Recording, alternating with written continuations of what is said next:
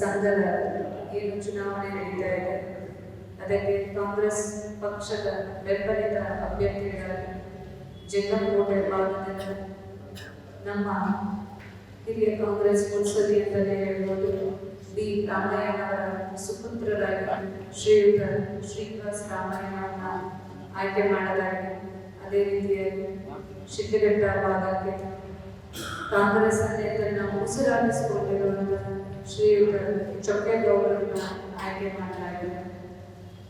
ರಾಜೀವ್ ಗೌಡರ ಆದೇಶದಂತೆ ಬ್ಲಾಕ್ ಕಾಂಗ್ರೆಸ್ ಸಮಿತಿ ಅವ್ರು ನಾವು ಈ ಸಭೆಯನ್ನು ತುಂಬಾ ಕಮ್ಮಿ ಅವಧಿಯಲ್ಲಿ ಕರೆದಿದ್ದೀವಿ.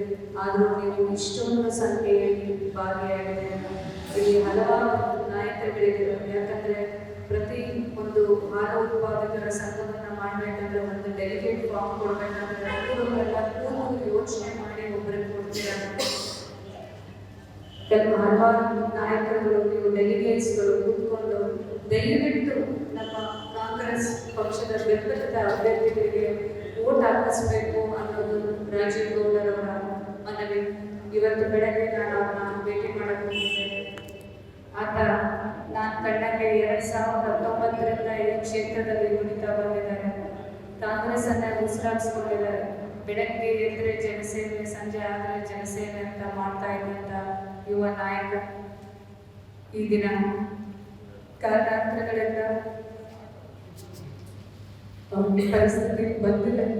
ಬಟ್ ಇದು ಶಾಶ್ವತ ಅಲ್ಲ. ಕರ್ತವ್ಯಗಳು ಬೆಳಗ್ಗೆ ಬಂದೇ ಬರುತ್ತೆ. ಇದು ಎಲ್ರಿಗೂ ಗೊತ್ತಿದೆ. ಗೌರವ ಮುಂದೆ ಬರ್ತಾರೆ. ಮುಂದೆ ಬಂದು ಸಮರ್ಪಕವಾಗಿ ನೀವೆಲ್ಲರ ಜೊತೆಗೆ ನಿಂತ್ಕೋತಾರೆ ದಿನ. ಆದರೆ ನಾನು ಹೆಚ್ಚು ಮಾತಾಡೋ ಪರಿಸ್ಥಿತಿ ಇಲ್ಲ.